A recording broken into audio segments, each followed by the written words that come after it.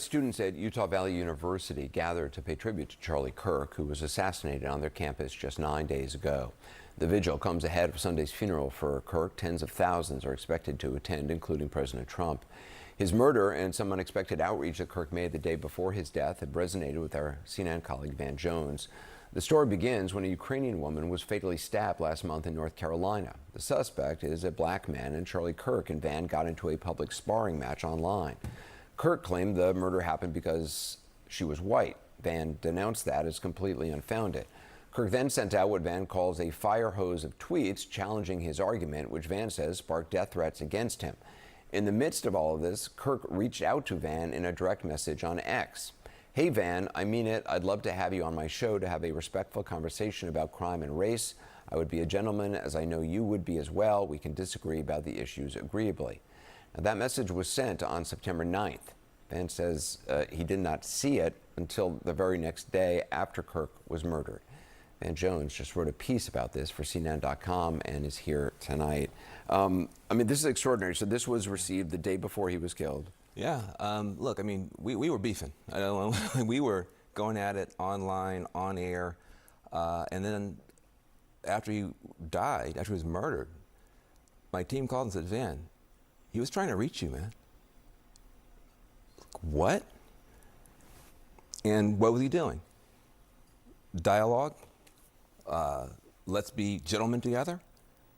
He says, let's disagree agreeably.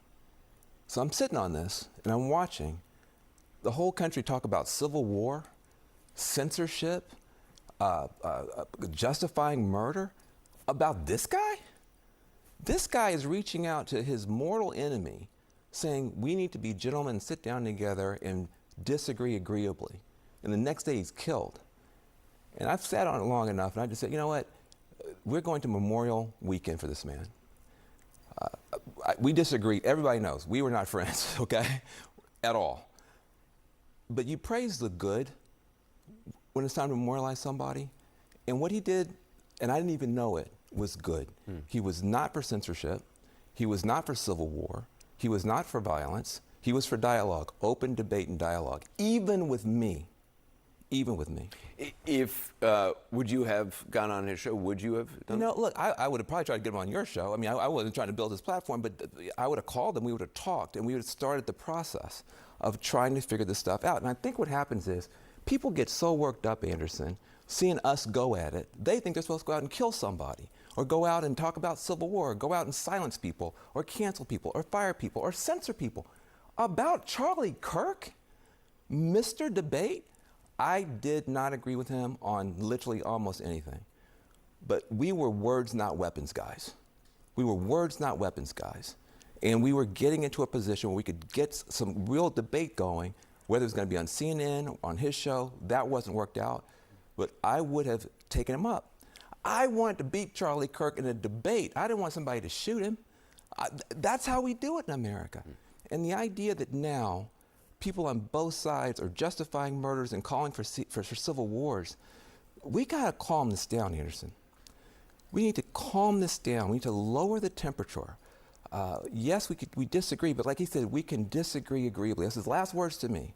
Let's disagree agreeably. We should take that spirit into the Memorial Weekend for this guy. You also wrote that in the wake of Charlie Kirk's murders, Americans have a choice. They can choose more violence, more outrage, more censorship, or a different way. It's similar to what the governor in Utah, Spencer Cox, has said in recent days. Yeah, look, he's a Republican. He's saying the same thing I'm saying. I'm a strong Democrat. We have a choice now. This could be the beginning of us getting off of this pathway, but the pathway we're on, Anderson, is scary. It's about more violence, it's about more retribution, it's about more censorship, it's about more of everything that nobody wants, but we can't seem to get off of it. Charlie Kirk in his last message to me was pointing a way out. Civil discourse, civil dialogue, debate, let's disagree agreeably. If you want to get off this train, we can do it this weekend. Van Jones, thanks so much. Appreciate it.